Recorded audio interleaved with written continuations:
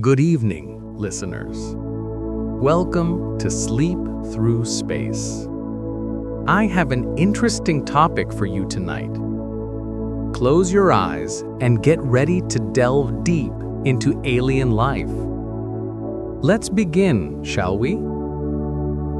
Before life can take shape, before oceans can ripple, before creatures can swim or walk or grow, there must be a beginning. The universe must first create the right conditions, the right ingredients, the right spark.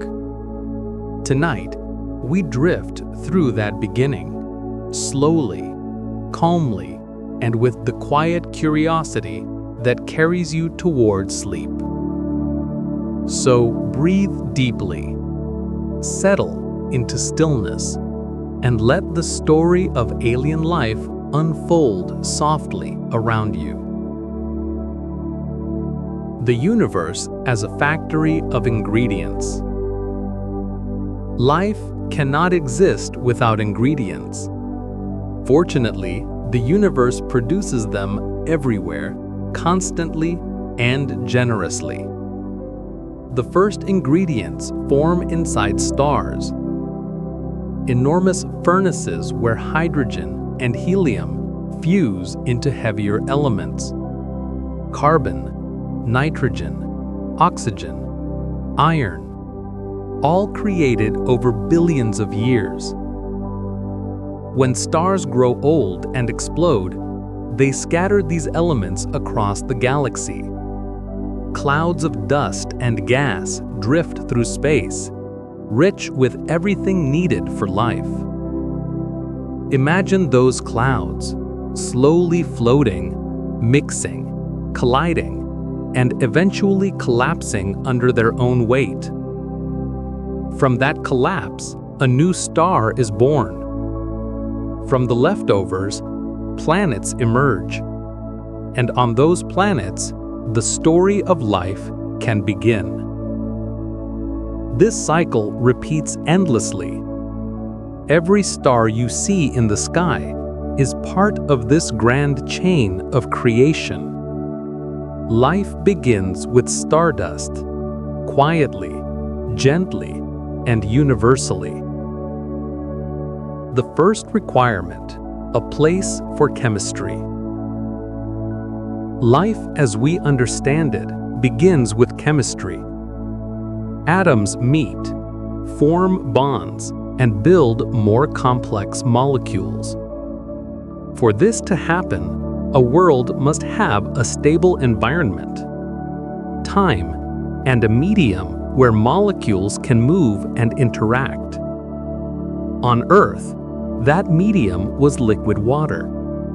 But on alien worlds, it might also be liquid methane, liquid ammonia, liquid nitrogen, or even supercritical water deep underground. On billions of planets across the galaxy, this gentle chemistry may be happening right now, completely silently. The importance of water, but not only water. Water is a remarkable substance. Its molecules stick together lightly. It dissolves more materials than almost any other liquid, and it remains stable over a wide range of temperatures.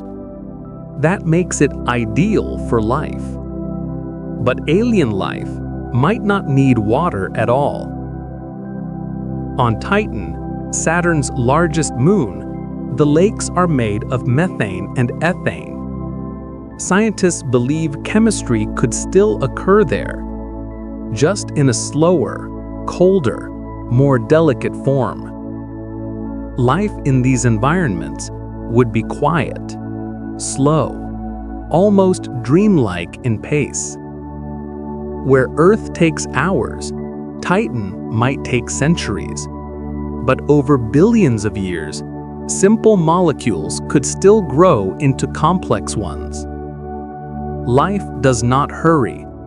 Life only needs time. Energy. the spark that sets chemistry in motion. Life also needs energy. On Earth, sunlight provided most of it. But life existed deep in the ocean long before sunlight reached those depths. Alien life might use volcanic heat, chemical reactions in rock, tidal heating from a moon's orbit, radioactivity deep underground, lightning in thick atmospheres, or hydrothermal vents beneath ice. Imagine a world covered entirely in ocean. Deep below the dark waters, vents crack open in the seafloor and release heat. Minerals flow upward, chemical gradients form, and in those gradients, life can start its slow climb toward biology. Some scientists believe Earth's first life began exactly this way. If so, then alien oceans across the universe may be full of similar quiet beginnings, tiny chemical whispers becoming the first steps toward biology. The first molecules of life. What does life look like in its youngest form? It begins with simple molecules like amino acids, nucleotides, sugars, and lipids. These molecules form naturally in many environments. We've found amino acids on meteorites that are older than Earth itself. We've simulated early Earth atmospheres and watched organic molecules appear in the lab. Once these molecules exist, they begin to assemble into long chains. These chains might fold into shapes. They might store information. They might catalyze reactions. Eventually, some of these structures become capable of making copies of themselves, storing simple instructions, or interacting with the environment.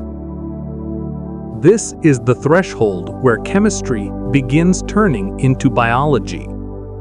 No creature yet, no cell, just molecules that slowly gain the ability to persist. Life begins long before anything moves, swims, or breathes. Life begins as a pattern. The first cells, a natural next step. Once complex molecules exist, they tend to gather inside small bubbles made of lipids. Earth's first cells were nothing more than these bubbles, soft spheres trapping chemistry inside.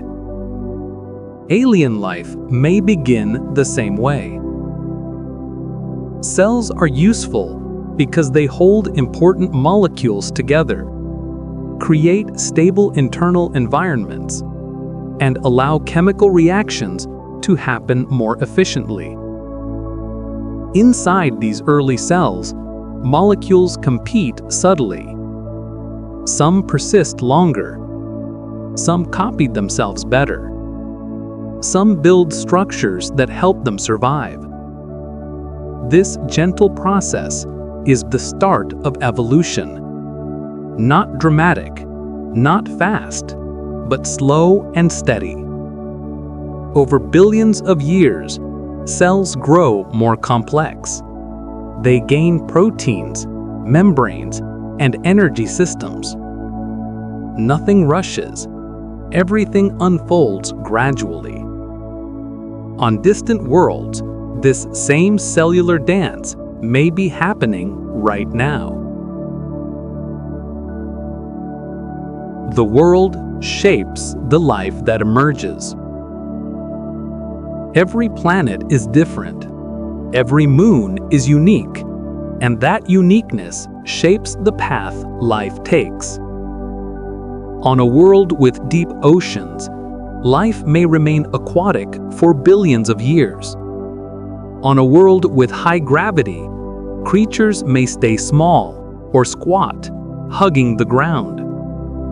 On planets with dim red suns, photosynthetic organisms may be black instead of green, absorbing more wavelengths of light. These variations are not random. They are guided by the environment. Life adapts. Life adjusts. Life fills every space it can reach. This means alien life may look extremely different from Earth life, but its underlying logic will be similar. Use available energy, respond to environment, survive long enough to reproduce, and evolve through small changes. Settle your breathing. Let your shoulders drop. And imagine drifting toward a world covered entirely in water. A planet with no continents, no mountains, no deserts. Only a single global ocean stretching from pole to pole. These are alien ocean worlds, places where water is not scarce, but abundant, where oceans reach hundreds of kilometers deep, where light filters softly through blue layers, and where life may be thriving in ways we have not yet imagined. Today we drift into those oceans, slowly, gently, calmly. We will explore what life might look like in the dark, quiet waters of distant moons and exoplanets, and how those worlds may host the most common form of life in the universe. Let the idea settle in your mind. Let the rhythm of calm narration guide you underwater. And let your thoughts flow as freely as the creatures that might live there. The most common habitats in the universe. Ocean worlds are not rare. They may be among the most common types of habitable environments in our galaxy. We know of several likely examples already. Europa, moon of Jupiter. Enceladus, moon of Saturn. Ganymede, moon of Jupiter. Callisto, moon of Jupiter. Titan, moon of Saturn. Triton, moon of Neptune, and many exoplanets beyond our solar system. What makes ocean worlds special is simple. They contain liquid water.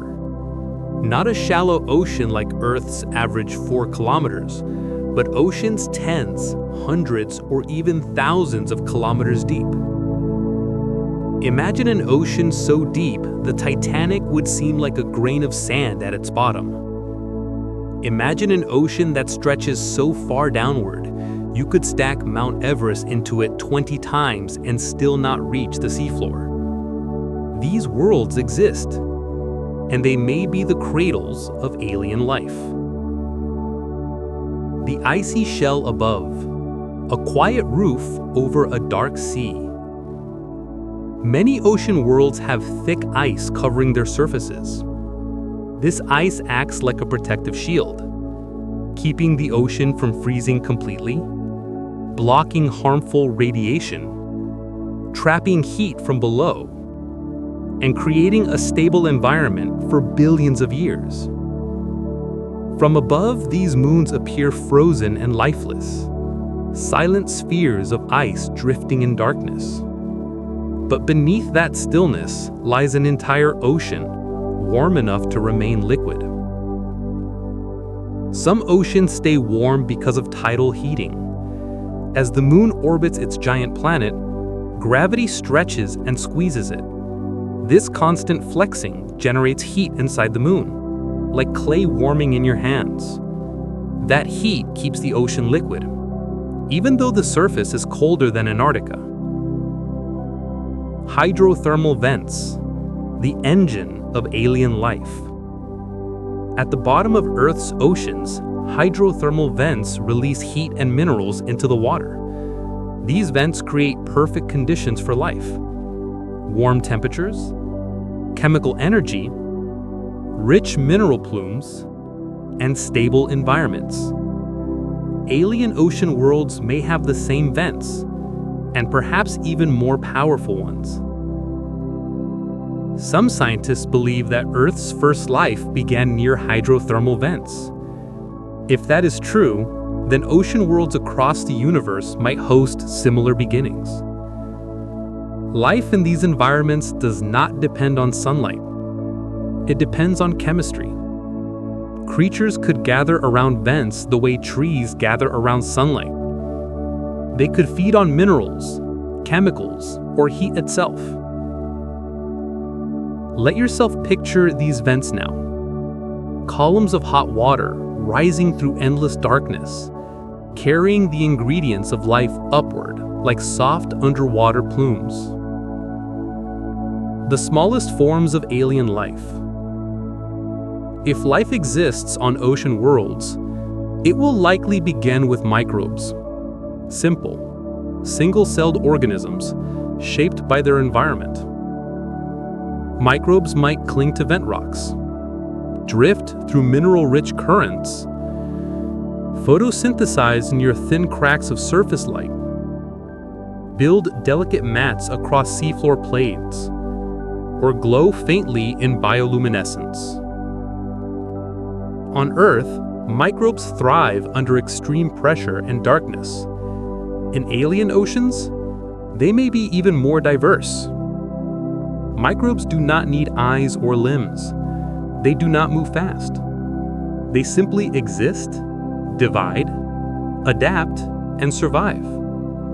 In the peaceful depths of alien seas, microbial life might fill every corner, floating silently in the dark water like soft dust motes suspended in air. Creatures of the deep, shaped by darkness. Now imagine life becoming more complex. Without sunlight, without vision, without land, alien ocean creatures might evolve forms very different from the ones we know. Some possibilities include blind swimmers, creatures with no eyes, guided only by vibrations or magnetic fields. They glide slowly, conserving energy in the dark. Ribbon-like drifters, long, flexible organisms that float gracefully, moving with subtle waves of their bodies. Shell-covered crawlers, creatures built to withstand crushing pressure. Thick shells, slow movements, quiet, efficient habits. Soft-bodied floaters, jelly-like organisms that rise and fall with gentle currents, glowing faintly for communication. Vent feeders, creatures that shape like sponges or coral, anchored near hydrothermal vents, filtering nutrients from the water. These forms are not dramatic or frightening. They are calm, efficient, and elegant. The natural result of evolving in a quiet, lightless world. Even if alien ocean life became large or intelligent, its behavior would likely remain slow and deliberate. Deep oceans reward patience, not speed. Light in the dark, bioluminescence. On Earth, many deep-sea creatures glow. Soft blue pulses, slow waves of green light, gentle flashes to communicate. Bioluminescence is common because it requires little energy and spreads easily through water. On alien ocean worlds, bioluminescence may be the dominant form of communication. Imagine drifting through a dark ocean full of glowing patterns, slow pulses of light, shimmering trails, and soft halos around moving creatures. Every glow would be a message, every flash a signal, every pattern a conversation. This underwater light could feel like watching a galaxy of stars spread out through liquid instead of space. Hypnotic, quiet, beautiful. Intelligent life underwater. a calm possibility. If intelligence evolves on an ocean world, it will look different from intelligence on land. Without fire, metalworking, or land-based tools, their technology would be biological, chemical, or sonic. Their societies might use echo-based communication, bioluminescent language, large-scale coral-like structures, cooperative hunting, and deep ocean navigation.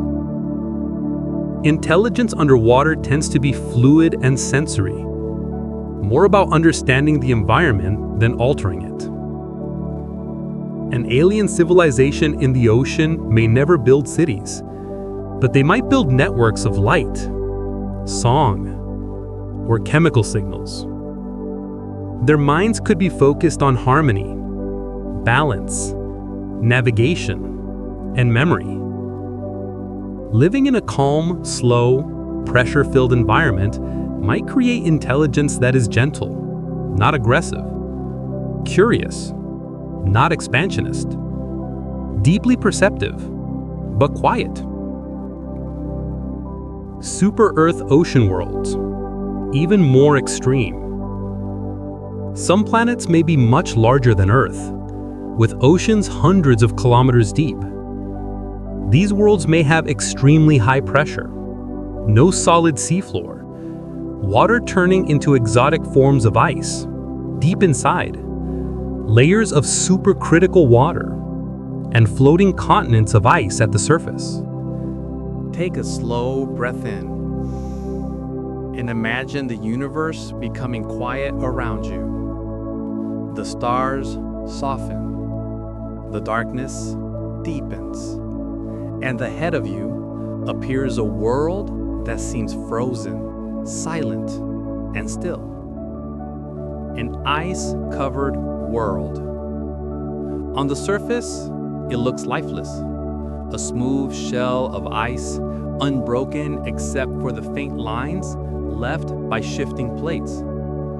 But deep below that frozen crust is something extraordinary. A global ocean, warm enough to remain liquid, protected from the harshness of space, and possibly full of life. These worlds exist throughout our solar system, and likely throughout the galaxy. Europa, Enceladus, Ganymede, Triton, Callisto, and countless exoplanets circling distant stars. Breathe gently. Let the ice settle into your imagination. And drift with me beneath that frozen shell into the quiet, dark waters below. A frozen surface that hides more than it reveals. At first glance, an ice-covered world seems like the last place life could exist. Its surface is colder than Antarctica. Temperatures drop below minus 180 degrees Celsius. There is no atmosphere to breathe, no sunlight to warm the ground, no rivers, no plants, no visible oceans. But this frozen exterior is only a shield, a protective crust that keeps the interior ocean safe and stable for billions of years.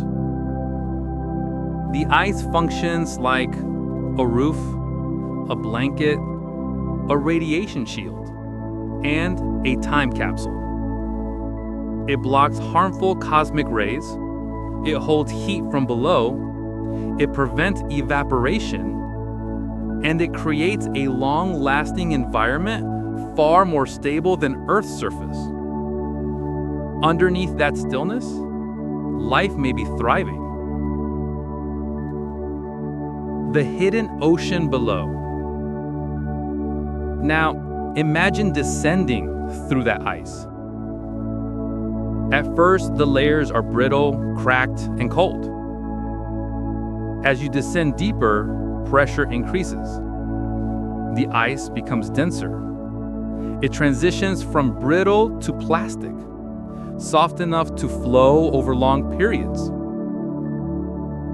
This deep ice layer moves slowly, like honey or soft clay, reshaping the moon's surface over millions of years.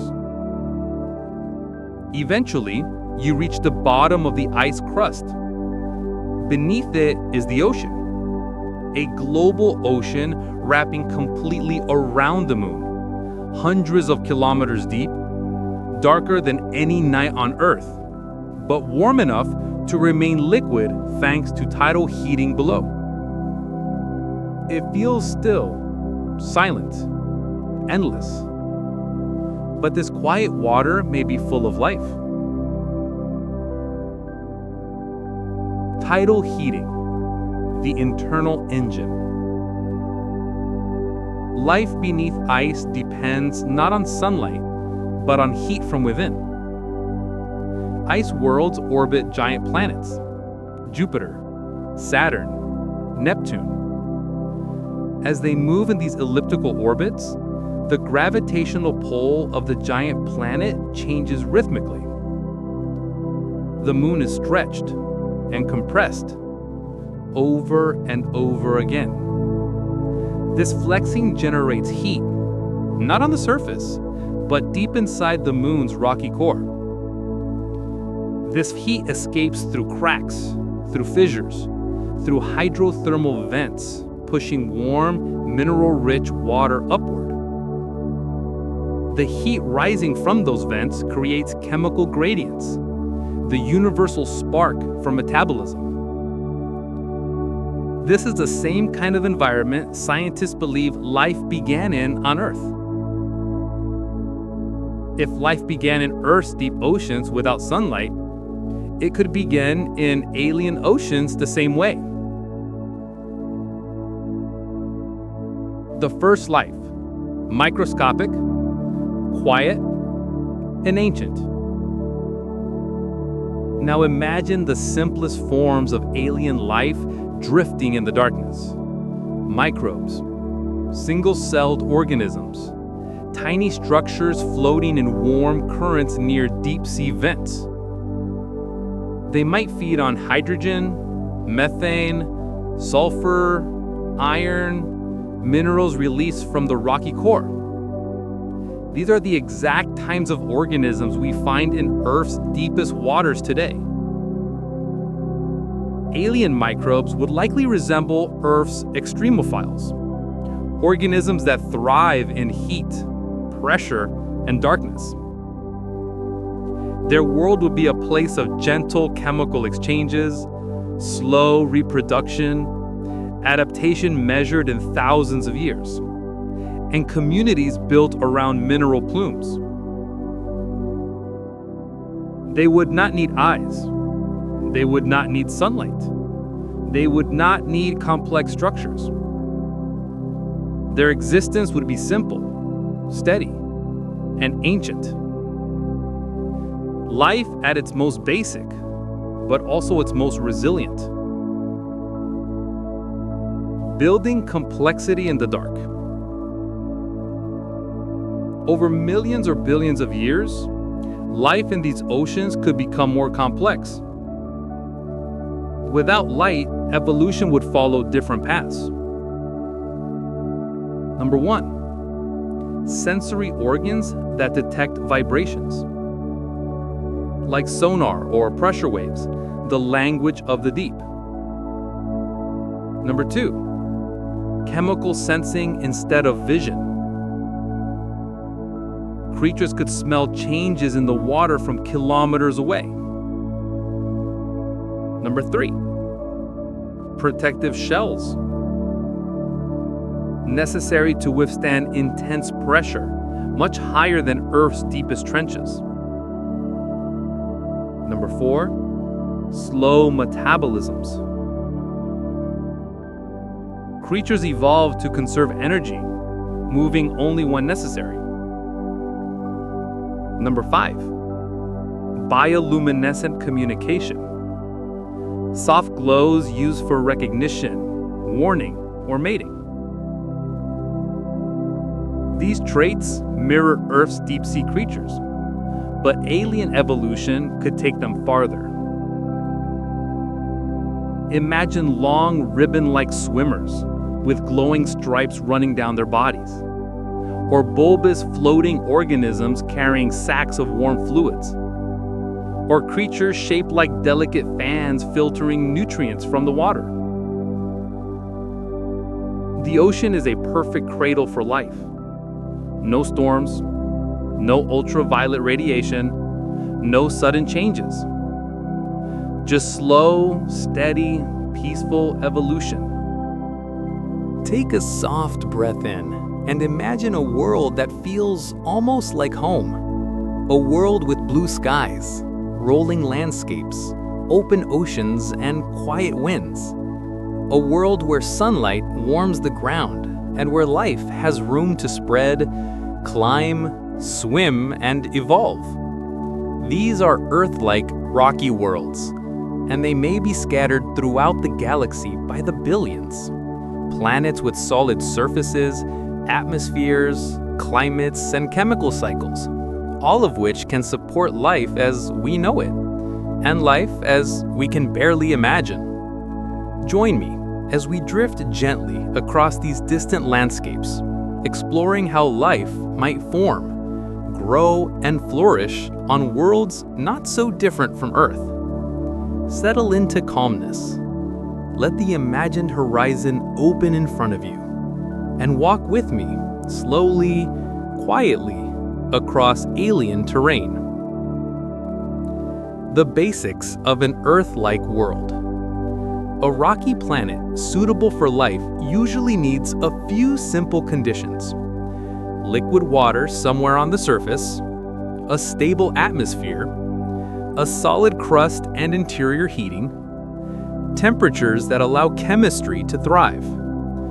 But beyond those basics, alien Earth-like worlds may vary enormously.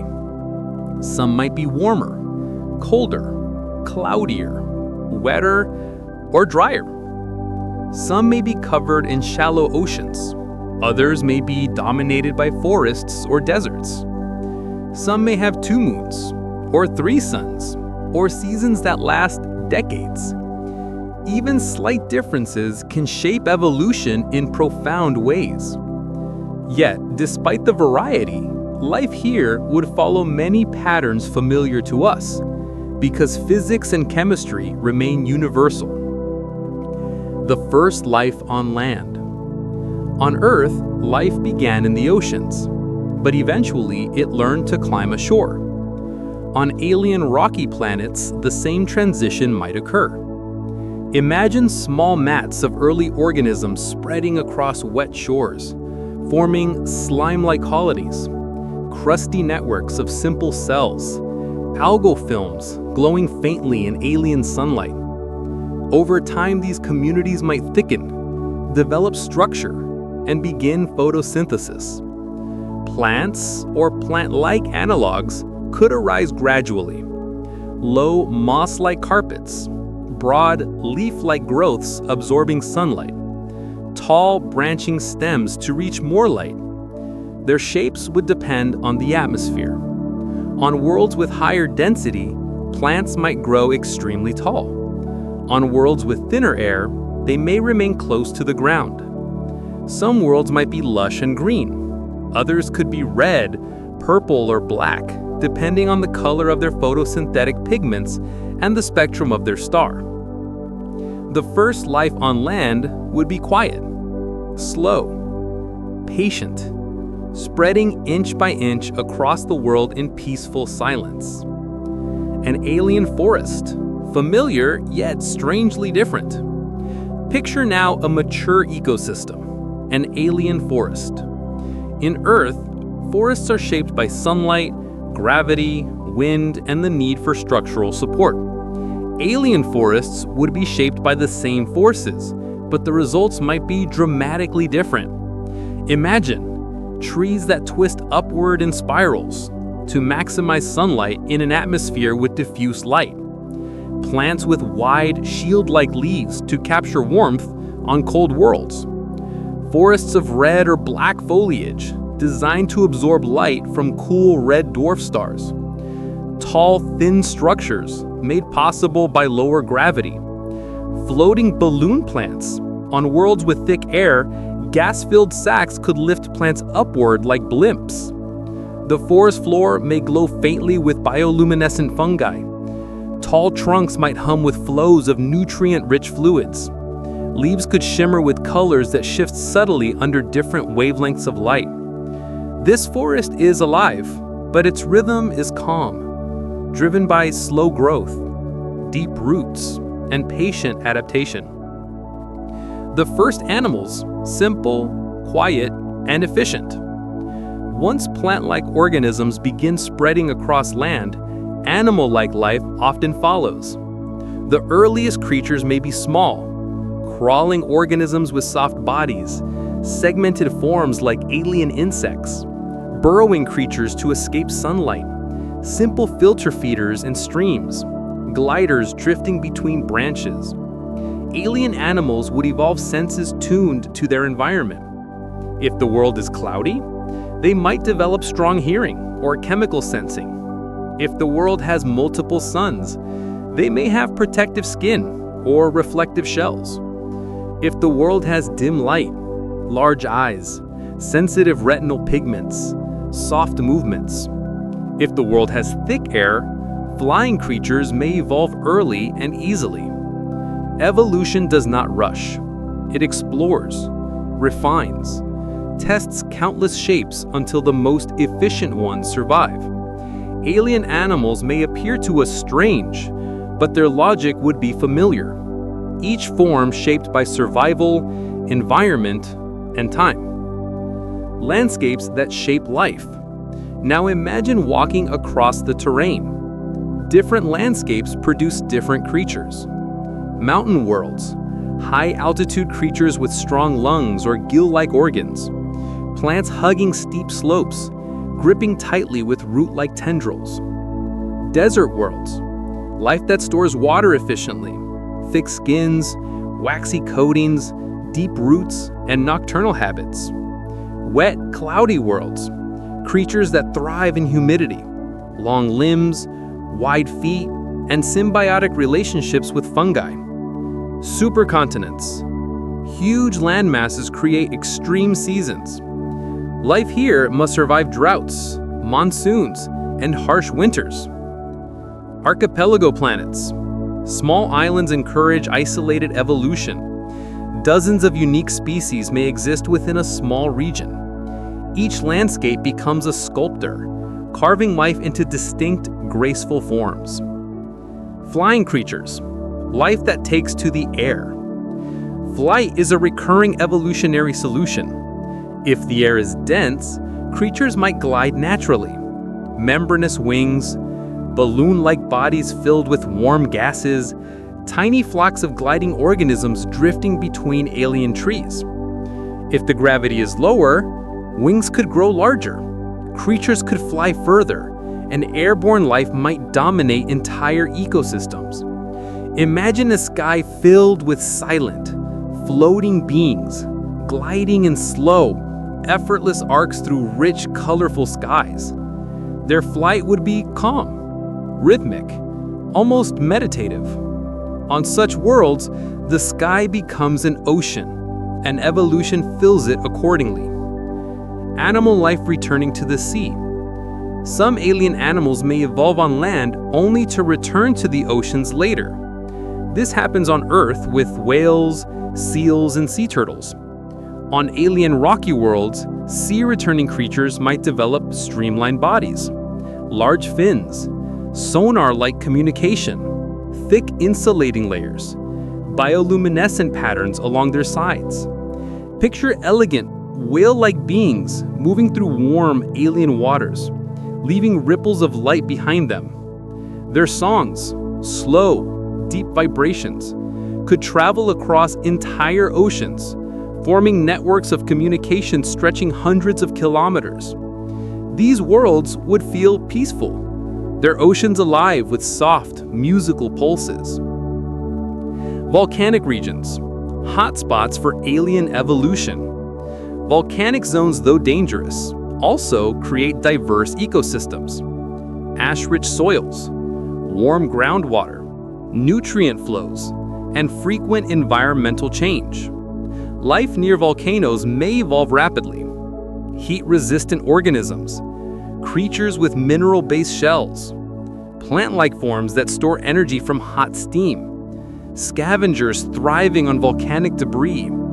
Even here, life finds ways to flourish. And because these environments shift constantly, alien life near volcanoes may be especially adaptable and resilient. Intelligent life, when minds begin to form. Earth-like rocky worlds are the most likely homes for intelligent life. Intelligence is not guaranteed, but certain environmental pressures make it more likely. Stable climates, access to both land and water, moderate gravity, long evolutionary timescales, and abundant resources.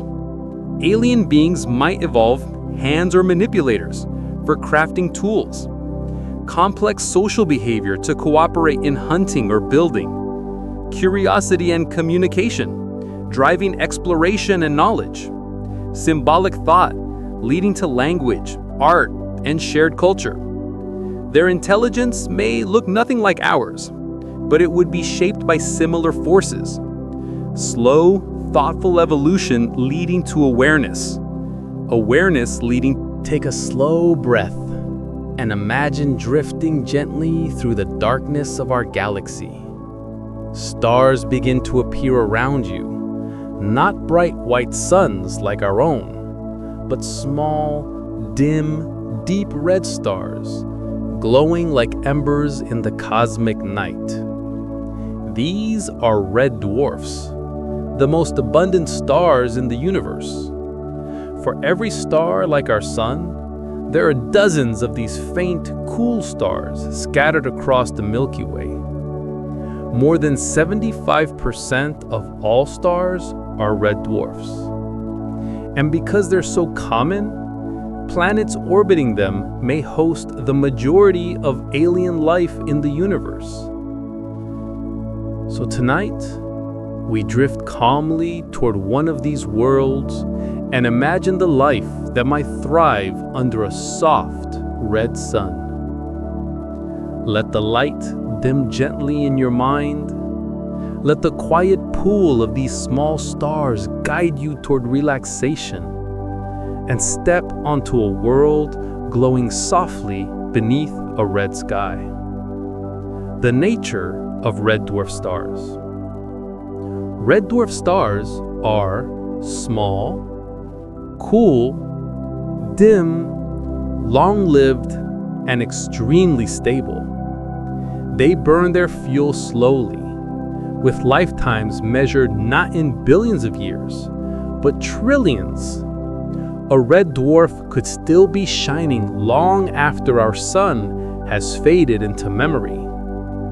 This incredible longevity makes them perfect for evolving life, because life needs time, and time is something red dwarfs provide in abundance. But their dim light creates unique challenges. If you stood on one of these planets, the star above you would appear larger than our sun, but much dimmer, glowing red or deep orange, constantly shimmering with soft infrared warmth. The landscape would be bathed in long wavelengths of light, deep crimson illumination that makes everything appear quiet, muted, and dreamlike. The habitable zone, close, warm, and tidally locked. Because red dwarfs produce less light, their habitable zones, the regions where liquid water can exist, are much closer to the star. So close that planets orbiting in this zone often become tidally locked, meaning one side always faces the star and the other side remains in permanent darkness. This creates three distinct regions. 1. The day side, always illuminated, always warm. A constant red sun in the same spot in the sky. 2. The night side, frozen in eternal darkness. Ice fields stretching endlessly. 3.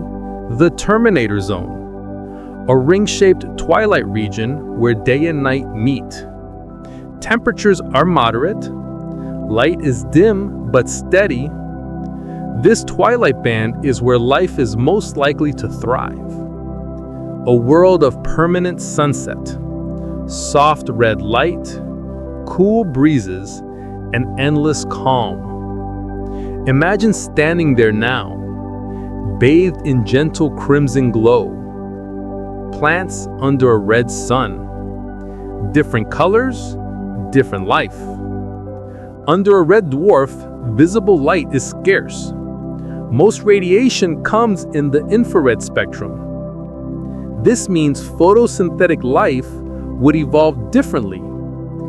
Alien plants might be black to absorb every possible wavelength, dark purple optimized for red and infrared light, deep blue or violet capturing energy we cannot see, silver reflecting excess heat, or transparent, letting multiple light layers pass through. Forests may appear dark and shadowy, with tall structures reaching toward a dim sun that never moves across the sky. Leaves could be broad and thin, maximizing light absorption in a low-light environment. Some plants might glow faintly, storing daytime energy and releasing it slowly at night. The entire landscape would feel quiet, slow, and beautifully alien. Animals adapted to twilight. Animal-like life on these worlds would evolve traits suited to dim light. 1. Large and sensitive eyes, able to detect subtle shifts in red illumination. 2. Infrared sensing organs, allowing creatures to see heat from other organisms. 3. Quiet, soft movements, because predators and prey rely on hearing and vibration rather than clear vision. 4. Camouflage in red, black, or violet tones, blending into the muted landscape. 5. Wide feet or padded limbs, for moving across soft soil in perpetual twilight. Some creatures may rely almost entirely on thermal vision, evolving vision systems that look nothing like ours. On Earth, snakes can already detect infrared. Alien creatures may take this even further, creating a living tapestry of heat-based perception. Imagine walking across the Terminator region and seeing faint heat signatures glow in the distance, like gentle lanterns moving through the darkness. Slow, peaceful evolution. Because red dwarfs are stable for trillions of years, evolution on their planets could unfold slowly and gracefully. There is no rush, no rapidly changing environment, no violent fluctuations in climate. Creatures might live long, quiet lives, moving slowly, feeding peacefully, and evolving at a gentle pace. Civilizations, if they arise, may take millions of years to develop. Time enough for deep knowledge, cooperative cultures, and harmonious ecosystems. Their entire world exists in a calm balance between light and shadow. The atmosphere, a blanket of heat and color. A planet this close to its star would feel warm, even if the light is dim. The atmosphere might be thick, acting as an insulation between the day and night sides. This would create soft winds moving heat gently across the planet, permanent cloud patterns circling the Terminator Zone, and stable weather that changes slowly over centuries.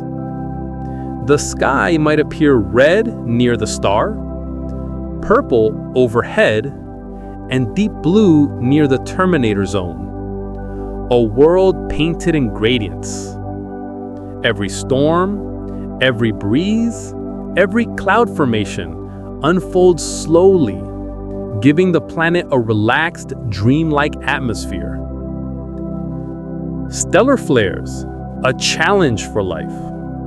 Red dwarfs are calm most of the time, but occasionally they release powerful stellar flares. These bursts of radiation could pose dangers, especially for planets with weak magnetic fields. But life adapts.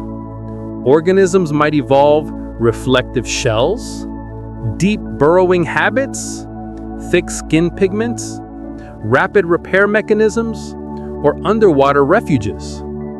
Some life may spend most of its time protected underground, emerging only when radiation levels fall.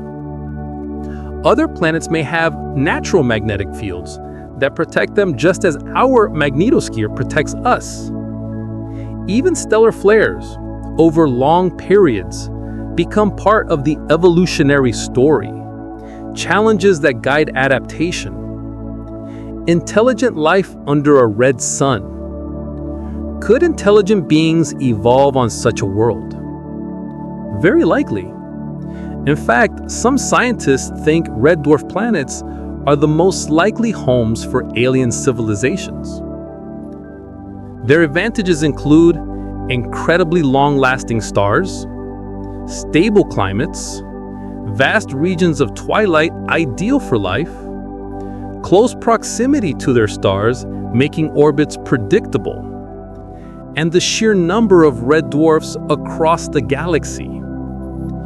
Intelligent species on these worlds might have large and expressive eyes, sensitive to subtle changes in light, and for red vision, allowing them to see heat, emotion, or movement in innovative ways. Quiet communication methods, such as soft vibrations, glowing patterns, or low-frequency sound. Cultures shaped by stillness. Since their environment changes so slowly, their cultures may value patience, memory, and long-term thinking. Take a long, slow breath and let yourself drift upward, not into space this time, but into the sky of a world so large, so deep, and so lightless that its surface is hidden beneath clouds thousands of kilometers thick. Imagine an atmosphere so vast that aircraft could fly forever without landing.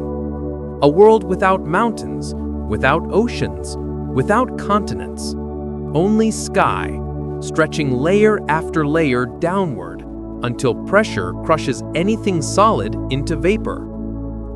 This is a gas giant, a world like Jupiter or Saturn, and in the quiet warmth of its upper atmosphere, life may float, drift, feed, reproduce, and evolve in an environment unlike any other. Tonight, we explore those skies, a place where biology becomes buoyant, where creatures swim through clouds, and where ecosystems hang suspended in eternal wind. Let the atmosphere thicken around your imagination. Let the wind become soft and slow, and drift with me into the floating worlds above. A world made of clouds. Gas giants are mostly hydrogen and helium, the same elements found in stars. But unlike stars, they never ignite. Their atmospheres remain cool enough for life to exist in layers high above the crushing depths. Picture a gas giant, swirling belts of clouds, storms larger than planets, lightning hidden deep below, wind patterns that circle the world endlessly. Yet not all regions are violent.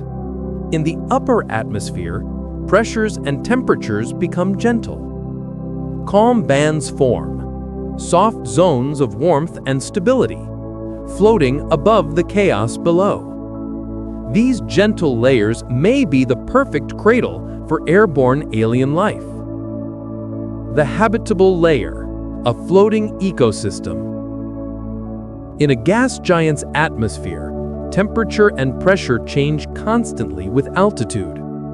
Some layers are too hot, others too cold, some too dense, some too thin. But in between them lies a Goldilocks zone, a band of atmosphere where temperature is mild, pressure is similar to Earth's, sunlight or starlight can reach, winds are steady but survivable, and chemical nutrients drift in clouds. This layer may only be a few kilometers thick, but it wraps around the entire planet, creating a continuous floating habitat. Life here would not live on land, because land does not exist. Life here would not swim in water, because oceans are absent. Instead, life would float. It would drift, hover, glide, or ride the winds in a sky that never ends. The first life, microscopic sky drifters. Just as Earth's oceans are filled with plankton, a gas giant's atmosphere could be filled with aeroplankton, tiny airborne microorganisms. These microscopic beings might absorb sunlight, feed on chemical nutrients, ride convection currents, group into colonies, and glow faintly to communicate. On Earth, microbial life exists high in the atmosphere, floating miles above the surface. Life could do the same on a gas giant, but on a much larger scale. These microbes would not fall, because rising warm currents would keep them aloft. They might cluster in patches like terrestrial plankton blooms, invisible forests drifting through endless sky. Structures for floating, nature's balloons. As evolution explores new possibilities, some organisms may become larger. To survive, they would need a way to stay buoyant. Life may evolve structures such as 1. Gas sacs, filled with hydrogen or methane, making the organism lighter than the surrounding air. 2. Aerogel-like structures, ultralight structures that resist sinking. 3. Broad wing-like membranes, allowing gliding on air currents. 4. Spindle-shaped forms, designed for vertical movement between warmer and cooler layers. These creatures would be shaped not by bones or muscles, but by the physics of buoyancy and drag. Their bodies may resemble jellyfish, balloons, kites, drifting seeds, or long ribbons of organic material. Living forms adapted not to swim or walk, but to float. Colors of the sky, adaptations to light. Sunlight in a gas giant's atmosphere appears filtered and diffused. It passes through layers of clouds, scattering into soft colors and muted tones. Life here may evolve pigments to absorb red, orange, or infrared light, wavelengths that penetrate the clouds best. Organisms might appear deep purple, red-brown, emerald green, glowing blue, or pale silver. Some could even be reflective, like metallic bubbles shimmering in the light. Colors would not be for beauty, but for survival. Heat absorption, camouflage among clouds, communication signals, radiation protection. A floating ecosystem might shimmer like a sky full of drifting lanterns. Medium-sized life, drifters, gliders, and sailors. Once life grows larger than microscopic, different body types may evolve. 1. Drifters, soft, spherical organisms. They float passively, feeding on aeroplankton. Their gas sacs keep them stable. 2. Gliders, creatures with long, thin membranes that let them ride air currents like parachutes or kites. 3. Sailors. Life forms with fin-like structures that steer them through slow atmospheric rivers of warm and cool air. 4. Column forms. Tall, tube-like organisms that extend vertically through different layers, absorbing different nutrients at each depth. 5. Filter feeders. Scoop-shaped bodies that glide with mouths open, collecting clouds of tiny life. These forms would move gracefully, like aerial jellyfish or skyfish, drifting slowly through layers of colored mist. Giant sky organisms, floating worlds of their own. In the vast space of a gas giant's atmosphere, large organisms could evolve, much larger than anything possible on land.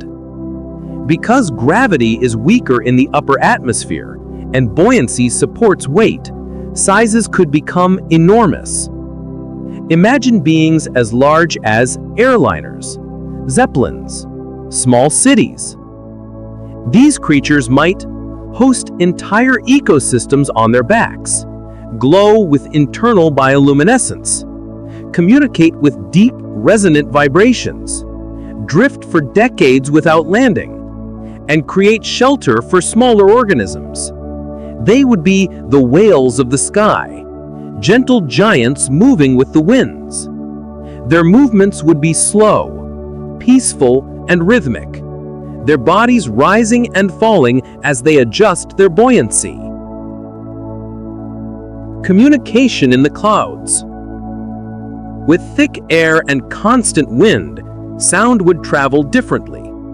Life may use low-frequency hums, vibrations through gas sacs, pulsing bioluminescence, or chemical scents carried by the currents. Imagine a floating forest of creatures communicating through soft pulses of light, or slow, rhythmic tones echoing through the clouds. Communication would be subtle, soothing, and widespread, like music drifting across a vast sky. Threats and defenses. Surviving the gas giant. Even in calm layers, dangers exist. From storms forming below, pressure changes, predatory organisms, rising or sinking too quickly, or pockets of toxic chemicals. Life would evolve strategies: buoyancy control, pressure-resistant skins, group movement for safety, fast contraction to escape downward drafts, and sensors that detect subtle atmospheric changes. But most life here would avoid violence. Predation, if it exists, would be slow and deliberate. Many creatures would simply filter feed or absorb nutrients from the air. Take a slow breath and imagine descending toward a world that feels heavy even before you land. A world larger than Earth, denser, stronger, with a gravitational pull that does not merely tug at you, but embraces you, presses gently but firmly downward, reminding you that here, nothing escapes easily. High-gravity worlds are common in the universe. They orbit all types of stars and may host vast, stable ecosystems shaped by the simple, persistent force that pulls toward the ground. Tonight, we explore these worlds where creatures stay low, landscapes flatten under their own weight, and life evolves to move slowly, efficiently, and close to the soil. Let yourself settle into the quiet heaviness of this imagined planet. Feel the stillness of a world where every movement is deliberate. And walk with me across a place where gravity sculpts life into calm, grounded forms. The nature of high-gravity planets. A high-gravity planet is often larger than Earth, denser with more heavy elements, closer to its star or formed in a rich part of a planetary system, solid, with a thick crust and strong magnetic fields. Such planets might have stronger atmospheric pressure, thicker air, shorter mountains, shallower oceans, smaller storms, but more persistent weather. Gravity affects every aspect of the environment. On a world with double Earth's gravity, you would feel twice as heavy. Climbing stairs would be exhausting. Running would be difficult. Jumping would barely lift you off the ground. But to life that evolved here, this pressure feels normal. Creatures adapt in ways that seem strange to us, but natural to them. The landscape of a heavy world. Mountains cannot rise as high on high-gravity planets. Rock collapses under its own weight. Slopes crumble, peaks flatten. The world becomes shaped by long, low mountain ridges, wide plateaus, gently rolling hills, deep valleys carved by slow erosion, thick, dense forests with low canopies. Volcanoes, if present, spread wide rather than tall. Rivers move slowly and hug the ground. Even waves on the ocean appear calmer, pulled downward by stronger gravity. The entire world feels anchored, grounded, stable. This sense of stillness shapes the life that evolves here. Plant-like life, low, wide, and strongly rooted. On Earth, trees can grow tall because our gravity is forgiving. On a high-gravity world, tall structures become difficult and risky. Plant-like life might grow low to the ground, thick and sturdy, wide rather than tall, with deep root systems for stability. Imagine walking through forests made of broad, strong growths, no higher than your chest. Mats of thick vegetation spreading outward like living carpets. Spiral-shaped stalks coiling close to the ground. Clusters of leaf-like structures designed to resist crushing weight. Photosynthetic organisms would still reach for light, but horizontally rather than vertically. Fields would appear wide and flat. Forests would feel dense and intimate. Much of the world's greenery would form layered ground cover, soft underfoot and rich with quiet life. Small beginnings, microscopic life under pressure. As with all worlds, life begins small. But on high-gravity planets, smallness remains an advantage for much longer. Microbes and simple organisms might thrive in enormous diversity. Pressure-resistant cells, slow metabolisms, thick membranes, mineral-rich colonies, organisms anchored to surfaces and rocks. Life here would be patient. Evolution would reward stability, not speed. Where Earth microbes might drift freely in water or air, high-gravity microbes cling tightly to their environments. Attachment becomes a survival strategy. Even at the smallest scales, life bends to gravity's will. Animal-like life, sturdy, low, and efficient. Now imagine creatures evolving in such conditions. They cannot leap far. They cannot rear up easily. They cannot waste energy with sudden movements. Life becomes compact, grounded, and balanced. Animal-like creatures may have wide, stocky bodies, low centers of gravity, thick collagen or bone structures, strong muscular limbs, short legs designed to support weight, minimal neck length, and broad feet to distribute pressure. Movement is slow, but incredibly powerful. Speed is rare, endurance is prized. Imagine walking through a high-gravity forest and seeing short, sturdy grazers moving in calm herds, armored creatures resting in shallow pits, small, agile scavengers hugging the ground, predators that move slowly but strike with precision, animals with backs so broad that they look like living boulders. Nothing wastes energy. Everything has a purpose. The environment encourages patience. It rewards careful motion. Life becomes quiet, deliberate, and efficient. The sky. Dense atmosphere, subtle colors.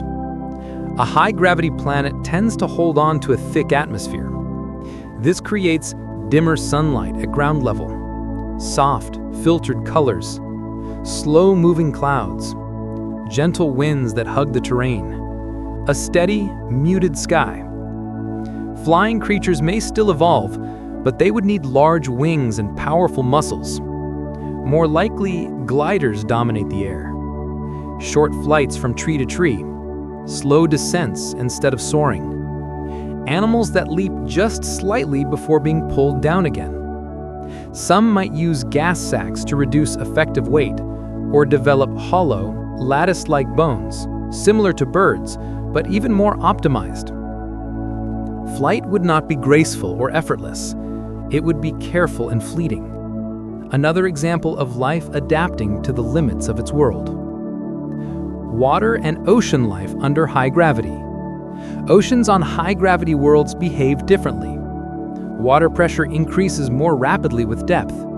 Swimming is harder because the weight of the water presses tightly in all directions. Under these conditions, marine creatures may evolve flattened bodies, wide fins for efficient movement, minimal vertical motion, shells that resist crushing pressure, slow metabolisms. Life in these oceans feels quiet and heavy, like moving through a thick, calm silence. Underwater landscapes may be dominated by low coral-like structures, dense mats of plant-like organisms, limited tall growth due to pressure, sprawling reefs with wide, flat platforms. Even currents move differently, slow, steady, hugging the seafloor, guided by gravity more than wind. Intelligence in a high-gravity world. Could intelligent life evolve here? Yes, but it would be shaped physically and mentally by constant heaviness. Intelligent creatures might have compact bodies to conserve strength, strong limbs for movement, wide hands to manipulate the environment, dense bone structures, highly efficient lungs or equivalent organs. Their lifestyles might focus on engineering structures that work with gravity rather than against it, using local materials to reduce lifting or transport, developing technologies that conserve energy, building low, horizontal settlements, cultivating broad, layered farmlands. Knowledge might pass down over long generations with a focus on sustainability and long-term survival, rather than expansion or conquest. A high-gravity civilization would see the world differently in terms of pressure, balance, and efficient design. Communication and sensory adaptations. Gravity shapes senses as well as bodies. Creatures here may rely less on quick motion or flight and more on subtle cues. Possible sensory adaptations include vibration sensing through the ground, low-frequency hearing tuned to deep, slow sounds, heightened smell or chemical detection, infrared vision, and touch-sensitive skin for detecting pressure changes. Their communication might be deep resonant sounds, slow rhythmic pulses, vibrations through the soil, simple but powerful visual signals. Movement is difficult, so communication becomes a way to conserve energy by sharing information over long distances. The calmness of a heavy world. As you imagine yourself standing on such a planet, notice how everything feels grounded. Forests spread outward rather than upward. Creatures move in slow, steady motions. The air feels thick and supportive. Take a slow breath and imagine yourself approaching a world where gravity feels soft. A world smaller than Earth, lighter, with a gentle pull that barely anchors your feet to the ground. Here, movement is effortless. Climbing is easy. Falling feels like drifting. The landscape is open, airy, and strangely relaxing. These are low-gravity worlds, peaceful places where life evolves in upward directions rather than downward, where creatures move with airy grace and where the entire environment feels like it is suspended between Earth and sky. Tonight, we explore such a world. Let your mind feel lighter. Let the pull of the ground soften, and drift with me across a planet where life is shaped not by weight, but by freedom. The nature of low-gravity planets. Low-gravity worlds are often smaller than Earth, less dense, composed of lighter elements, formed farther from their star or in lower-pressure environments, quiet, with thin atmospheres and gentle winds. Gravity on such a world might be 1/3, 1/4, or even 1/10 of Earth's. This changes everything. Water moves differently. Atmospheres behave differently. Erosion shapes landscapes slowly. Creatures grow in forms impossible on Earth. Imagine being able to take a running step and glide meters forward before touching the ground again. Imagine leaping upward and landing softly, like landing on a pillow. Life here experiences gravity not as a limit, but as a suggestion. The landscape, wide, open, and gently sculpted. Low gravity shapes terrain in subtle yet beautiful ways. Mountains rise higher because the planet's crust can support greater heights. Cliffs stand tall without collapsing. Canyons form narrow, deep chasms. Rock formations stretch upward like frozen waves. With less gravitational pressure, erosion occurs slowly. Landscapes remain preserved for ages, unchanged across millions of years. Imagine a world filled with tall, slender spires of rock, arching natural bridges, broad plateaus floating above deep valleys, long dunes shaped by thin winds, and towering volcanic cones reaching into thin skies.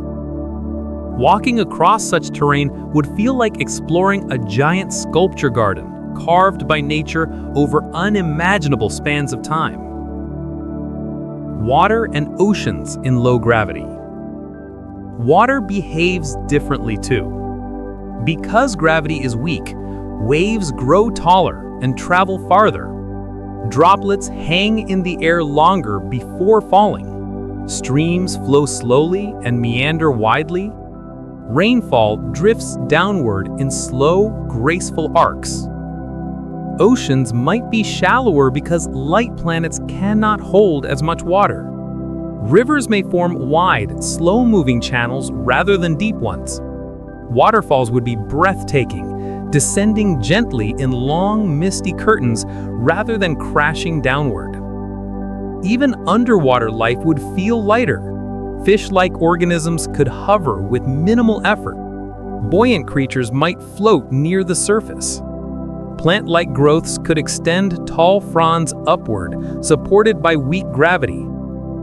Every part of the hydrological cycle becomes slower, softer, calmer. Plant-like life, tall, elegant, and extremely varied.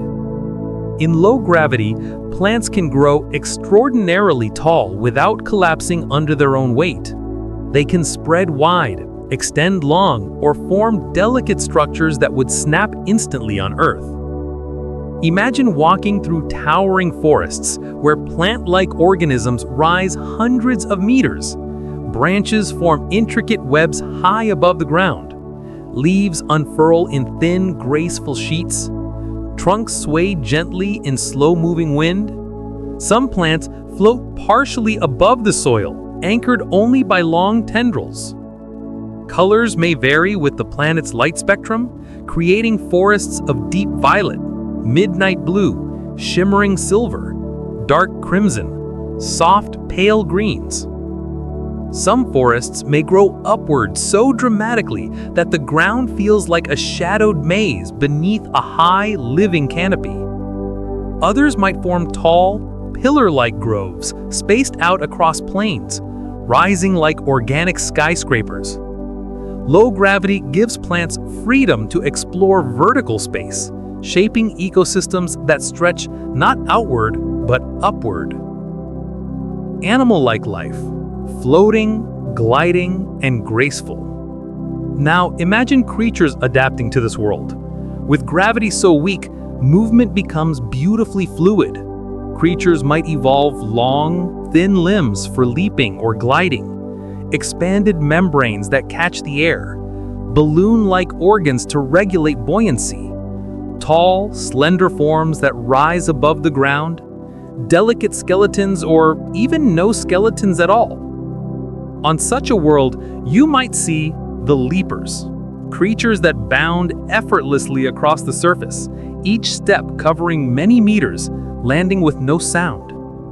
The gliders, animals with winged-like membranes that let them drift between tall trees, turning the whole world into an aerial arena.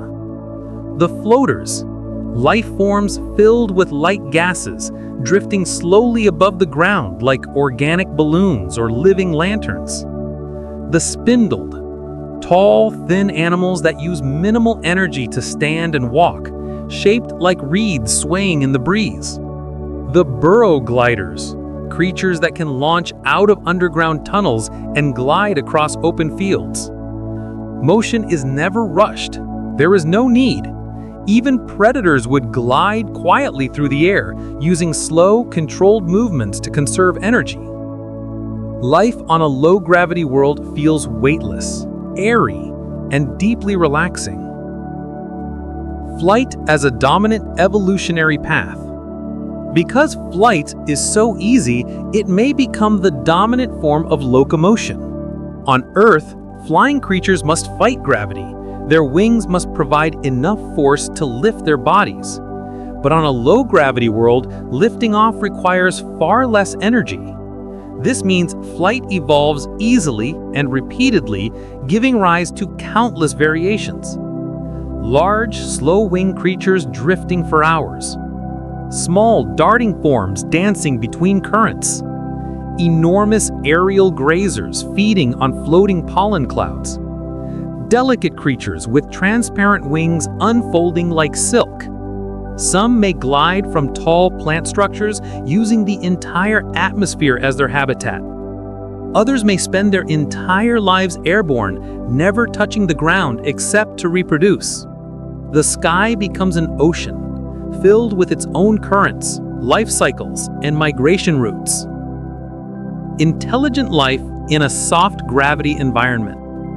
Could intelligent life arise here? Absolutely, but it would be shaped by the unique challenges and freedoms of its environment. An intelligent species on a low-gravity world might have elongated limbs and slender bodies, exceptional balance and spatial awareness, the ability to leap long distances effortlessly, hands adapted for both climbing and manipulating objects, hollow bones or cartilage-based structures, a slow, rhythmic style of movement.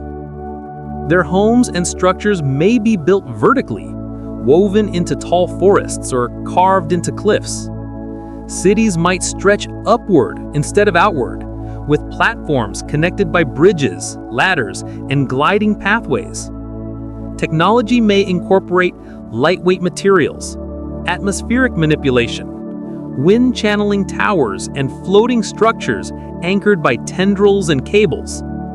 A civilization shaped by lightness may embrace elegance, efficiency, and harmony with the natural environment. Their culture might lean toward art, motion, dance-like communication, and a deep understanding of wind and height. They would move with the grace of organisms freed from weight, perhaps viewing heavy worlds like ours as difficult places. Weather and atmosphere on a low-gravity planet. A planet with weak gravity has trouble holding on to a thick atmosphere. This means skies may be clear and open, clouds may be sparse or delicate, winds may be light but consistent, storms may be rare but expansive, sunsets may linger far longer than on Earth. Air currents move gently across the world, creating predictable patterns that flying creatures can use to travel long distances with minimal effort.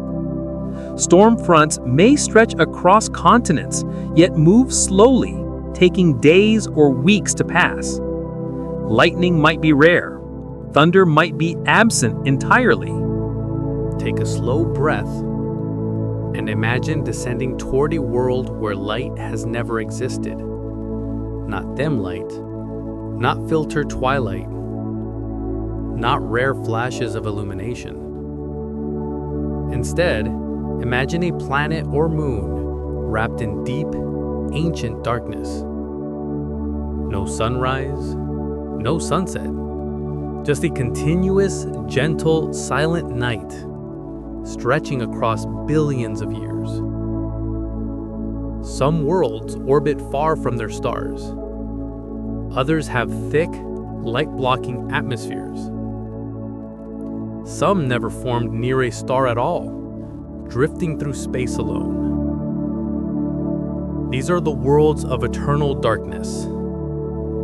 Yet even here, life may emerge, quietly, patiently, and beautifully.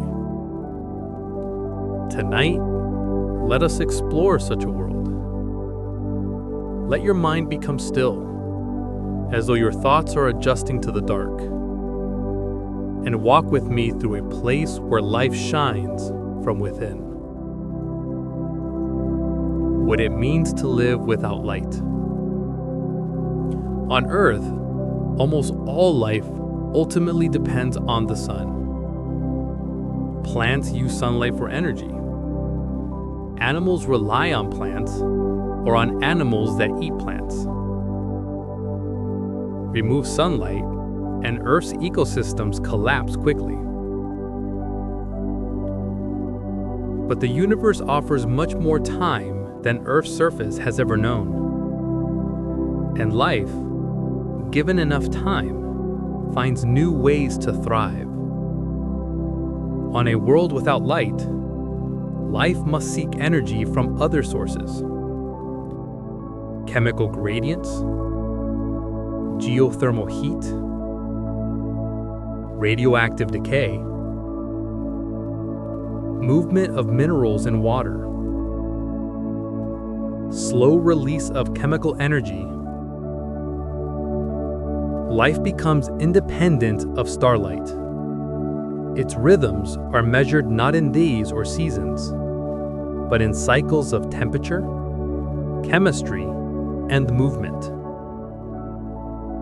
This darkness is not frightening. It is quiet, peaceful, a place where light is not absent.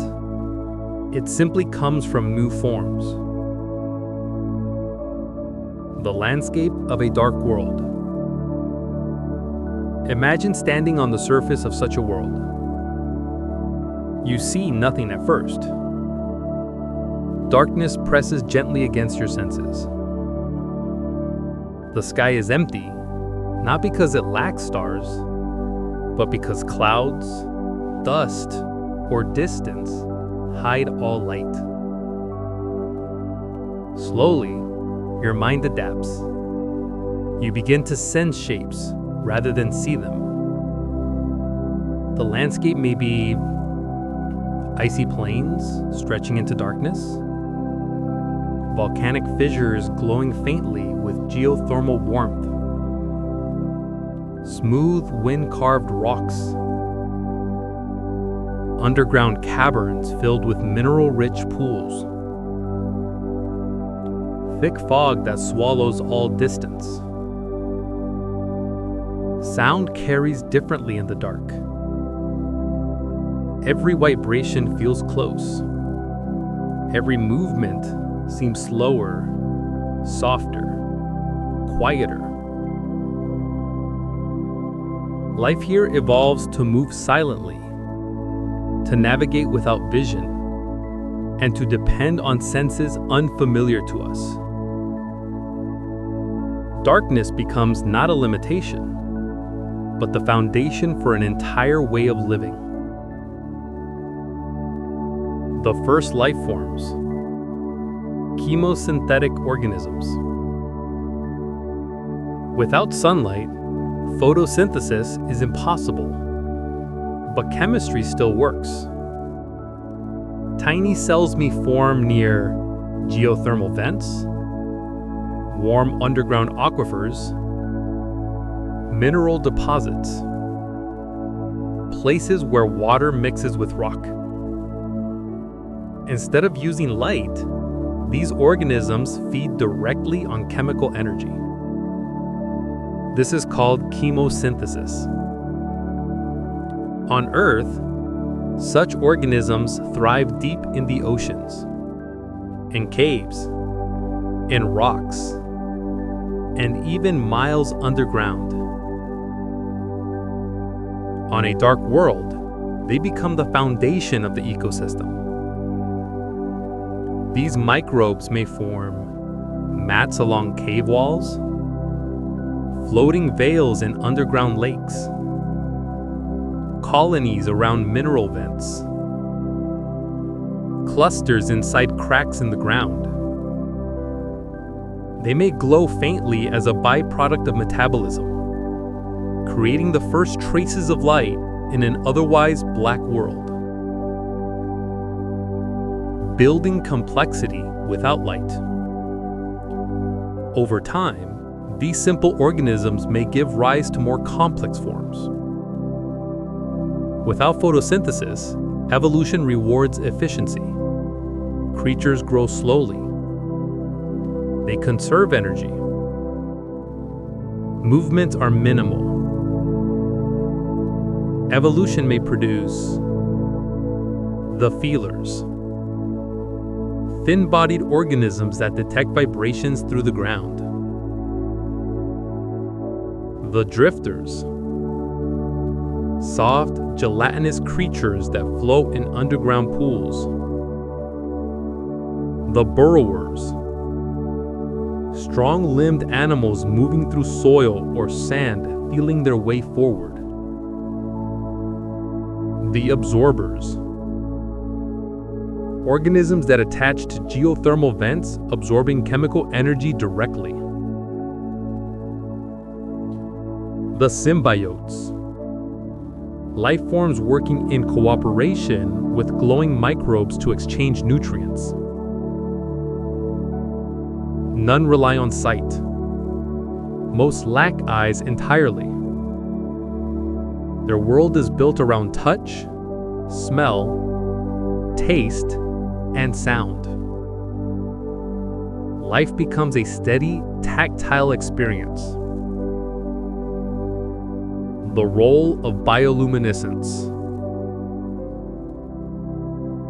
In a world where sunlight never comes, light must come from life itself. Bioluminescence becomes not a luxury, but an essential tool. Creatures may glow for many reasons. To attract mates, to communicate, to warn of danger, to lure prey, or simply as a metabolic byproduct.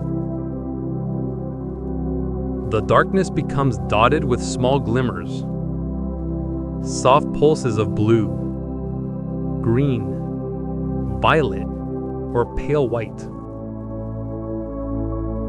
Imagine standing in a cavern and seeing a slow wave of light pass along a wall as organisms communicate silently. Or watching a river filled with drifting, glowing forms flow like a ribbon of stars through the black. The darkness is not empty. It is alive. Intelligent life in the dark. Could intelligence evolve without light? Absolutely. Intelligence does not require vision, only the ability to perceive patterns and act on them. Intelligent species on dark worlds may develop advanced hearing, echolocation, deep sensitivity to vibration, chemical communication, and spatial memory far better than ours. Their sense of the world might be three-dimensional, textured, pressure-based, rhythmically interpreted. They could map entire landscapes using echoes, or chemical gradients, or subtle ground tremors. Their technology might be built with vibration signals, heat manipulation, bioluminescent organisms, underground structures. Their cities might glow softly, sculpted into caves or carved into rock. Communication could flow through harmonic tones, like musical patterns traveling across stone. Civilization does not require light. It requires thought. Take a slow breath and imagine moving away from the familiar chemistry of Earth. Let carbon fade gently from your thoughts. Let water drift away like a memory. Tonight, we explore worlds where life develops through entirely different pathways. Not the ones we know, but the ones allowed by physics and chemistry across the vastness of the universe. Most life in the cosmos may resemble Earth life in general principles, but not all planets are warm. Not all worlds hold liquid water. Not all environments allow carbon to dominate.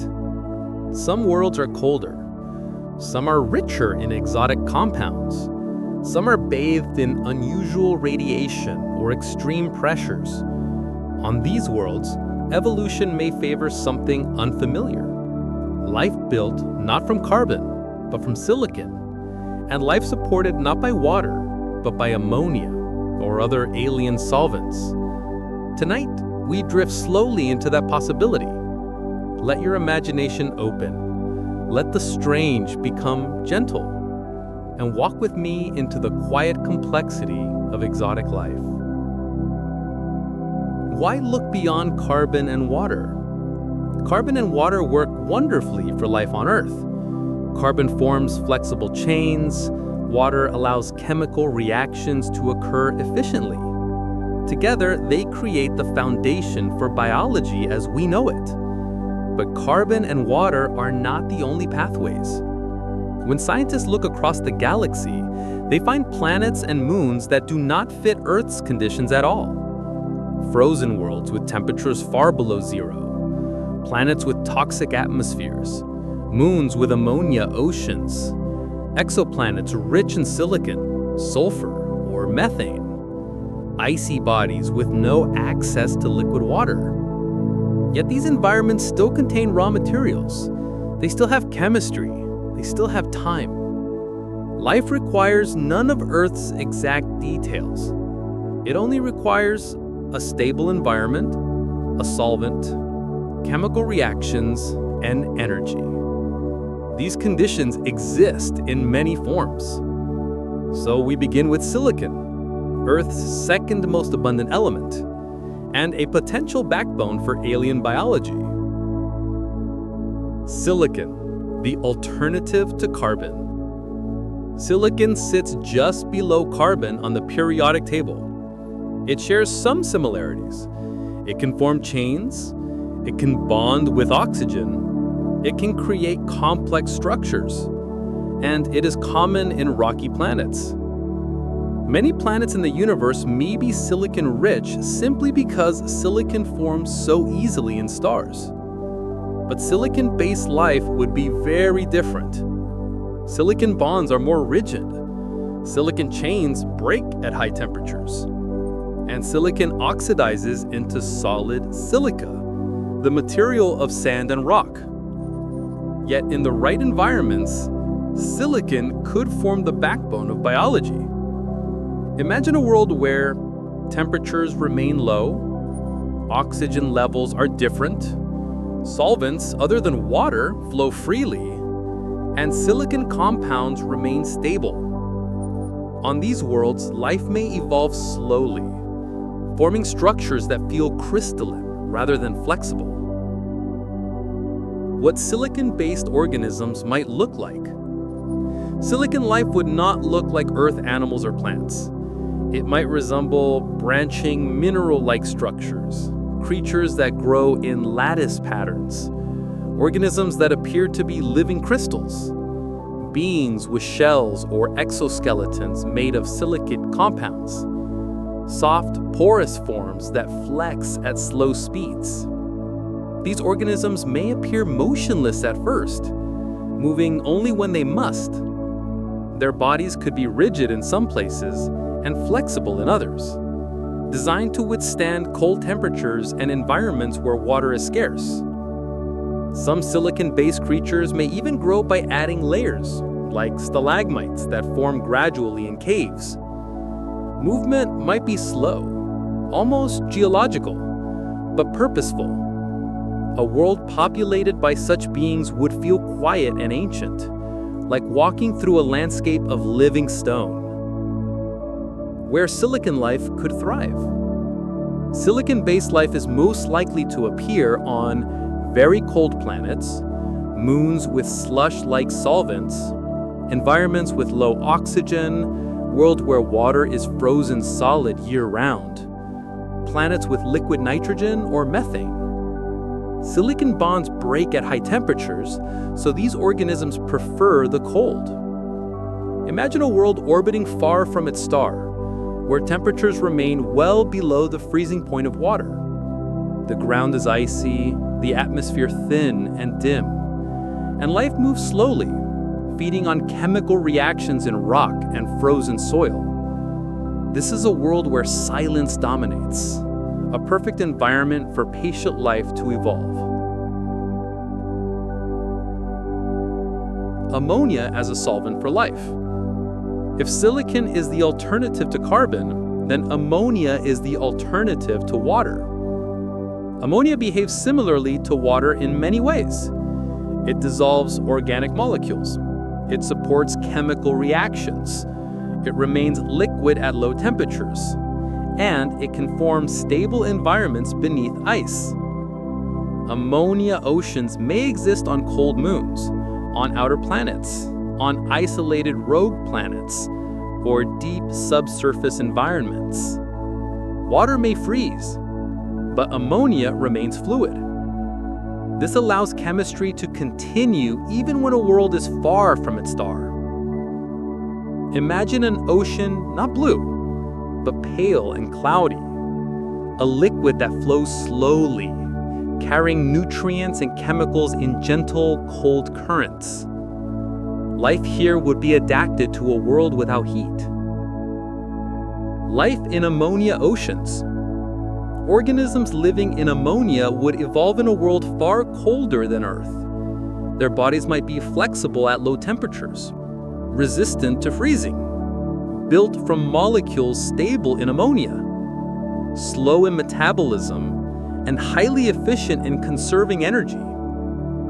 Colors would likely be muted, movement slow. Bioluminescence might be common because visible light does not travel well through ammonia. Imagine drifting creatures shaped like soft spirals, floating in cold, thick liquid, or branching colonies that glow faintly beneath icy surfaces, or simple cells clustering into mats around mineral vents, feeding on chemical gradients rather than sunlight. Ammonia worlds are quiet, slow, and deeply stable, perfect for life that evolves patiently over billions of years.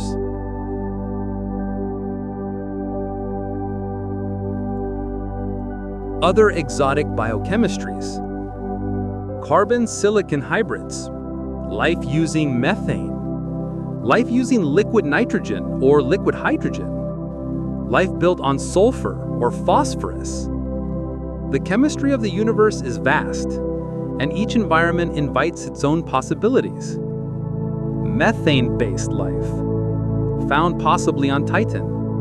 Organisms could swim in liquid methane lakes, where temperatures are almost unimaginably cold. Sulfur-based life, thriving near volcanic regions on alien worlds, able to survive extreme heat or chemical conditions. Plasma-based life, existing in the upper atmospheres of stars or near magnetospheres of giant planets, formed from charged particles. Mineral matrix life, organisms that incorporate metals or rock directly into their structure, forming hybrid biological mineral systems. Each possibility stretches our imagination, yet remains consistent with known chemistry. How intelligence might arise in exotic life forms. Intelligence does not require a brain like ours. It does not require carbon. It does not require water. It requires pattern recognition, long-term memory, capacity for learning, and the ability to manipulate the environment. A silicon-based intelligence may think slowly, processing information in long, deliberate cycles. A methane-based intelligence may perceive time differently, evolving across vast spans of cold seasons. A sulfur-based intelligence may thrive in extreme heat, developing rapid chemical reactions as thought. Intelligent beings built on unusual chemistry may look alien to us in every sense, but their minds could be as rich and complex as any human thinker. Their languages might be pulses of heat, color changes, rhythmic chemical signals, vibrations through solid ground, or light emitted in patterned glows. Their societies may be slow and ancient, or fast and fluid. Their perception of time, life, and purpose may differ from ours completely. Take a slow breath.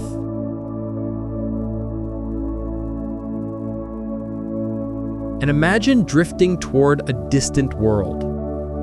Not to examine its oceans, its forests, or its atmosphere this time, but to search for something far more delicate and profound. The presence of thought. Intelligence. Across billions of planets, life may bloom in many forms. Some remain simple. Some remain small. Most never rise beyond instinct and basic survival. But on a few rare worlds, life steps across a threshold. Cells become creatures. Creatures become communities. And communities eventually produce minds that can imagine, create, learn, and change. Tonight, we explore that slow, quiet process. The evolution of alien intelligence.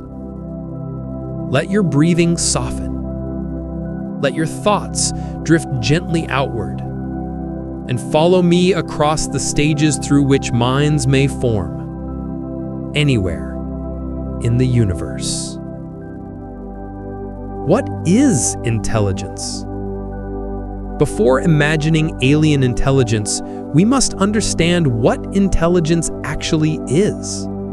On Earth, intelligence means the ability to learn, the ability to solve problems, the ability to remember, the ability to communicate, and the ability to adapt. But intelligence is not limited to humans. Many animals show degrees of it. Octopuses learn patterns. Crows use tools. Dolphins communicate. Elephants mourn their dead. Ants perform complex group behavior. Intelligence is not a single jump. It is a spectrum. And across the galaxy, evolution may produce minds far beyond the range of human experience, but built from the same underlying principles. Intelligence is simply the universe learning to understand itself. The foundations of intelligence. Intelligence grows from environmental pressures. A species develops higher cognition when it benefits from navigating complex terrain, solving unpredictable challenges, forming social bonds, communicating effectively, manipulating tools or surroundings, and passing knowledge across generations. These forces exist on billions of planets. Picture a rocky world with dense forests. Creatures must navigate the branches. They must remember paths, scents, patterns, and dangers. Picture an ocean world with vast shifting currents. Creatures must track temperatures, sounds, migrations, and breeding patterns. Picture a desert world with scarce resources. Creatures must solve the puzzle of survival daily. Wherever complexity exists, intelligence follows. The role of social structure. Many scientists believe the strongest driver of intelligence is social behavior.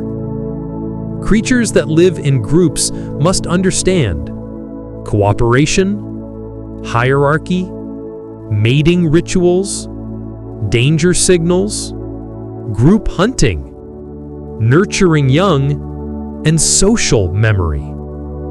This requires large brains or distributed neural systems. On alien worlds, social creatures may develop languages of sound, color, scent, touch, electromagnetic pulses, or vibrations through the ground. These creatures begin to form culture, patterns of shared behavior passed from one generation to the next. Culture is the seed of civilization. Without culture, intelligence remains isolated. With culture, intelligence grows. Divergent paths toward higher minds. Now imagine intelligence evolving on worlds we've already visited in this series. On ocean worlds, intelligence could arise through sonar communication, complex navigation of deep currents, and long-distance memory of feeding grounds. On ice-covered worlds, intelligence could evolve in cavern communities, using bioluminescence or vibration as language. On red dwarf worlds, perpetual twilight creates subtle sensory environments that reward careful thought, long-term planning, and communication in low light. On high-gravity worlds, intelligence might arise slowly, favoring sturdy, patient beings that develop tools for leverage and precision. On low-gravity worlds, aerial species might form complex, graceful societies built across treetop networks or drifting communities. On exotic chemical worlds, intelligence might be slow but steady, with beings that think in long cycles based on chemical rhythms rather than electrical impulses. Each path is different. Each path is valid. Evolution finds intelligence wherever conditions allow complexity to grow. The emergence of technology. Intelligence becomes civilization when life interacts with its environment intentionally. But what is technology? Technology is simply manipulating materials, improving tools, storing knowledge, and expanding control over surroundings. Yet technology varies dramatically depending on the biology and environment. On Earth, fire was essential. On another world, fire might be impossible. Imagine civilizations that use sonic tools, chemical reaction-based devices, biological or symbiotic technology, structures grown rather than built, heat manipulation instead of combustion, light pulses for writing. Tools do not need to resemble ours to be advanced. A species might develop mirrored structures to harness starlight, pressure-controlled chambers for storage, floating cities made from organic material, underground networks carved by heat, communication systems based on vibration. Technology emerges whenever beings begin to imagine ways to make their lives easier, safer, or more meaningful. Alien languages. Language is one of the clearest signs of intelligence. But alien languages may not be spoken. They might be rhythmic pulses of sound, sequences of changing colors, patterns of heat, electromagnetic waves, chemical signals drifting through air, or vibrations transmitted through water or soil. A conversation in the deep ocean could be a complex series of hums and clicks carried for kilometers.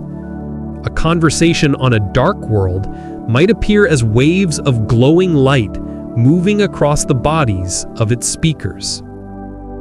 Language is the root of collective knowledge, and collective knowledge is the essence of civilization.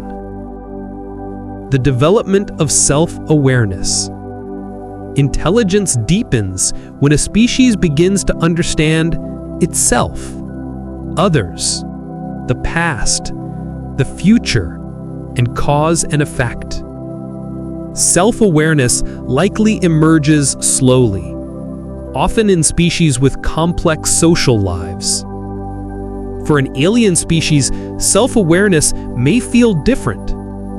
A distributed mind across multiple limbs, a collective intelligence in a colony, a nervous system spanning a large physical structure, a mind that stores memory chemically instead of electrically.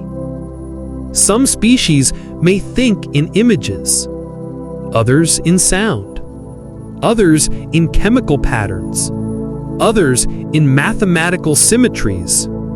Take a slow breath and imagine drifting not toward a planet this time, but toward the future itself. Not the near future of centuries or millennia, but the vast, sweeping future of millions, billions, and even trillions of years. The universe evolves. Stars are born. Stars die. Galaxies collide. Planets transform. And throughout all of this, life continues its quiet, patient journey. Tonight we explore how life may adapt and thrive as the cosmos moves through its long, slow rhythms. Let your thoughts settle into the calm of deep time. Let the idea of time itself stretch beyond human scales, and drift with me into the future of life in the universe. Life in the age of young stars. In the early universe, heavy elements were rare. Life needed carbon, oxygen, nitrogen, elements built inside aging stars. But as billions of years passed, stars enriched the universe with these ingredients. Today, the universe is ripe for life. Many stars are stable. Planets are abundant. Complex chemistry is widespread. In the next billions of years, life may flourish even more than it does now. The most fertile environments in the near future are Planets orbiting long-lived red dwarf stars, moons with stable subsurface oceans, rocky planets in steady orbits, gas giant atmospheres with calm upper layers, and worlds rich in water, carbon, and minerals. Life may spread in ways we have not yet imagined. Evolution continues its slow exploration of possibility. Young civilizations might be forming right now in regions of space we have never seen. Somewhere in the galaxy, beings might be discovering fire for the first time. Somewhere else, a species might be building its first telescope. Somewhere even farther, a civilization may be reaching out toward the stars, looking for others. The early future is full of life. Life during the long, quiet era of red dwarf stars. The sun will last another 5 billion years, but red dwarf stars burned for trillions. This means most life in the distant future may live around these small, dim stars. Imagine a world forever bathed in soft red light, orbiting a star that never dies during the lifetime of its inhabitants. Life here might evolve slowly, patiently, deeply, with long-lived species and cultures that stretch across enormous spans of time. Civilizations around red dwarfs may last far longer than any civilization on Earth ever could. They may become masters of stability, finding ways to thrive without rapid change, developing knowledge that accumulates over eons. Their cultures might focus on harmony, memory, and continuity. They may explore the galaxy long after humanity's chapter has ended. In the far future, the universe may belong to the quiet worlds of red dwarf stars. Life during galaxy mergers. As billions of years pass, galaxies move through space and interact. The Milky Way and the Andromeda Galaxy will merge in about 4 billion years. This event will not be violent on the scale of planets, but it will reshape the sky. Stars will drift into new positions. Gas clouds will collide, forming new stars. Planets will find themselves orbiting through unfamiliar regions. Life will adapt. Civilizations may watch as their night skies fill with new light, new patterns, and new mysteries. New star systems will be born, providing fresh habitats for life to arise. Galaxy mergers may be the great recyclers of the universe, mixing material, creating new stars, and extending the lifespan of habitable worlds. The future is not empty. It is creative. The long decline of stars. Eventually, however, star formation will slow. Gas becomes scarce. The bright galaxies of the early universe fade into calmer, quieter structures. Large stars die quickly. Medium stars like the Sun fade next. But small stars persist. In this era, life may adapt to cooler environments, migrating planets leaving dying stars, accumulating knowledge from ancient civilizations, traveling between surviving star systems. Some civilizations may move their habitats away from fading stars, building artificial structures to capture remaining light. Others may retreat to warmer regions of their planets, where volcanic or geothermal heat remains. Life will not end when stars fade. It will simply change its strategy. Starless worlds and rogue planets. As time passes, gravitational interactions may eject many planets from their star systems. Rogue planets wander in darkness, lit only by faint starlight from afar.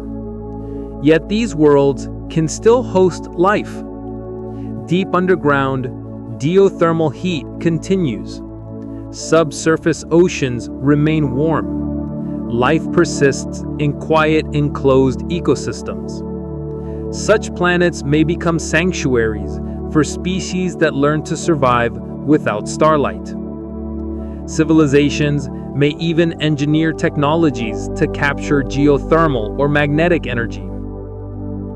Starless life may develop cultures built around stability, quiet, and introspection, living in enclosed worlds for millions of years. The universe grows darker, but life adapts. The rise of machine and hybrid life. As intelligent species advance, they may merge with their own technology. Machines do not require air, water, stable temperatures, or even planets. They may travel through space indefinitely, powered by starlight or by stored energy sources. Some civilizations may choose to preserve organic life. Others may transition to hybrid or digital forms. Imagine a being that remembers everything, withstands extreme environments, travels thousands of light years, and survives long after its planet has cooled. These entities may continue searching for meaning long after biological life becomes difficult to sustain. Their minds may expand across networks, across habitats, or across interstellar distances. Life becomes memory. Memory becomes continuity. Continuity becomes legacy. Life at the end of stars. Trillions of years from now, even red dwarfs will dim. Galaxies will grow cold. Star formation will cease. New planets will rarely form. In this distant era, life must find new sources of energy. Black hole radiation, residual planetary heat, artificial fusion, stored energy reserves, quantum processes. Even then, life finds a way. Civilizations may cluster around black holes, harvesting energy from accretion disks and Hawking radiation. Around these dark giants, communities of beings may thrive in the quiet glow of the universe's final power sources. Darkness becomes not an enemy, but a companion. Life endures. The deep future, when time almost stops. Eventually, matter itself may decay. Stars will vanish. Black holes will evaporate. Galaxies will dissolve. But life, by this stage, may have evolved beyond biology, beyond machinery, into something more abstract. Distributed consciousness, information-based existence, energy-efficient thought, collective memories preserved in patterns of space-time.